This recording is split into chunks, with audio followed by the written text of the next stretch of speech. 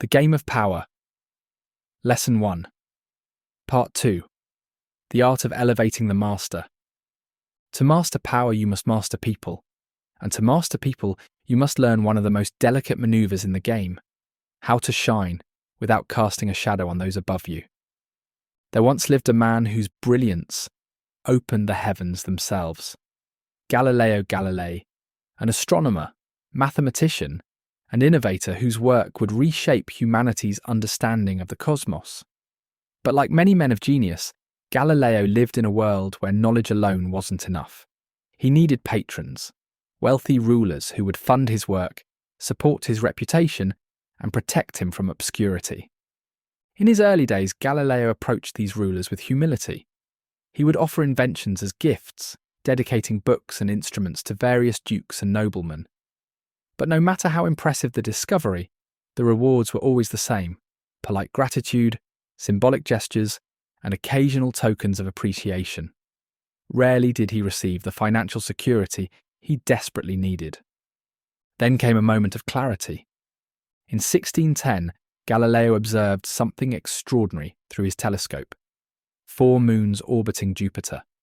This was a revelation, a cosmic key that unlocked a new view of the universe. But rather than simply publish the findings and hope for acclaim, Galileo made a strategic decision. He would not split credit or seek multiple patrons. He would center his entire discovery around one powerful family, the Medicis. It was no coincidence. Jupiter, king of the gods, had long been a symbol of the Medici dynasty.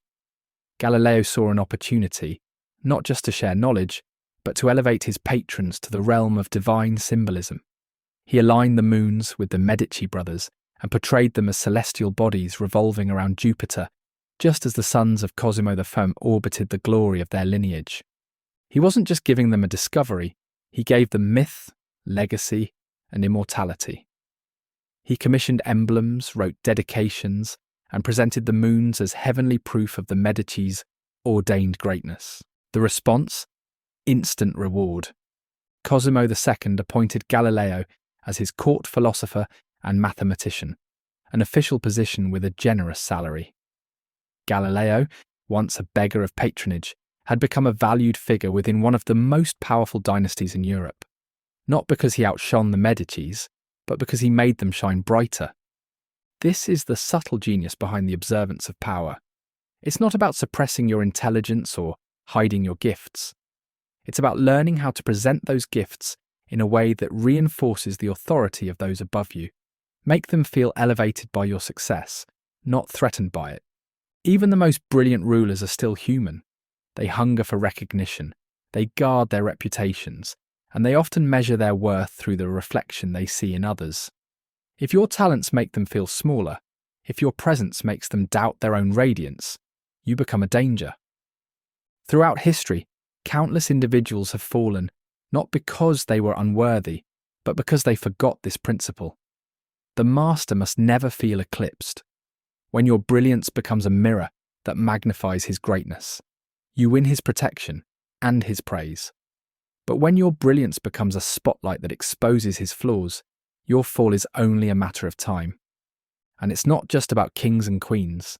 This rule applies in every hierarchy: business, politics, art, even family. Anyone with power, whether earned or inherited, clings to it with an invisible fear. They may laugh with you, reward you, even share their secrets. But if your light grows too bright, they may turn against you in silence.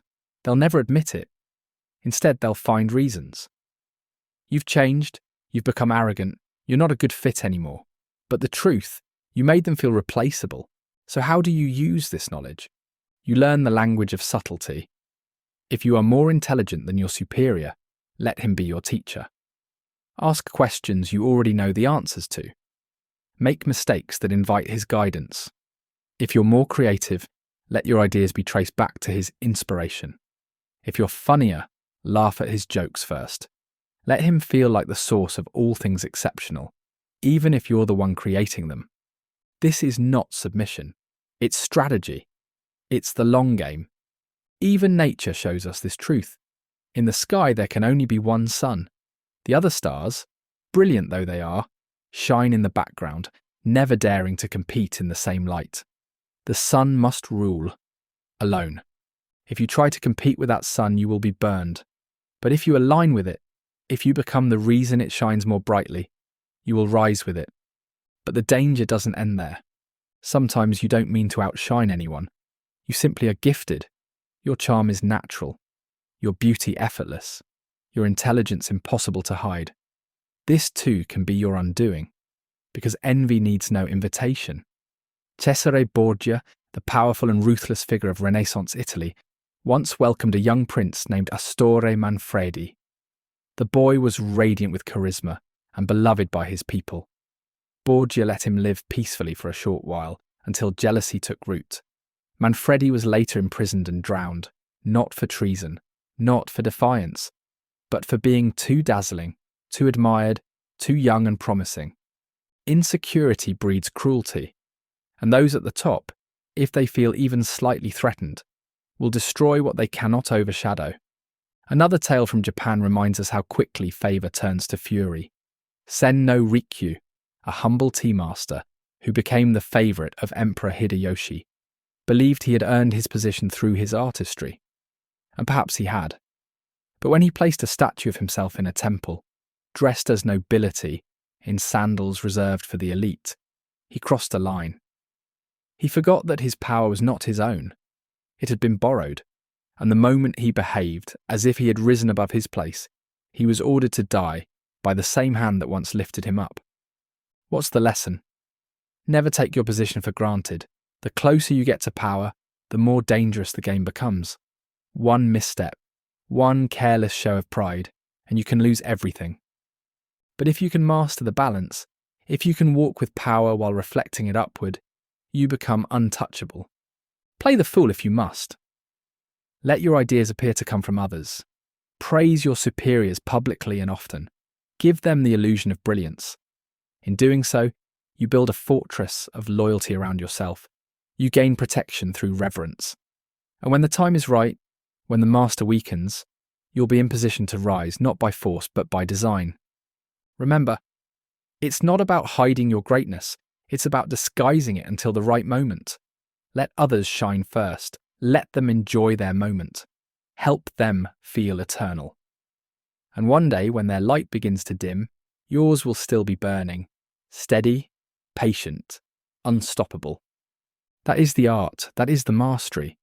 The stars teach us this wisdom every night. No matter how bright they are, they wait.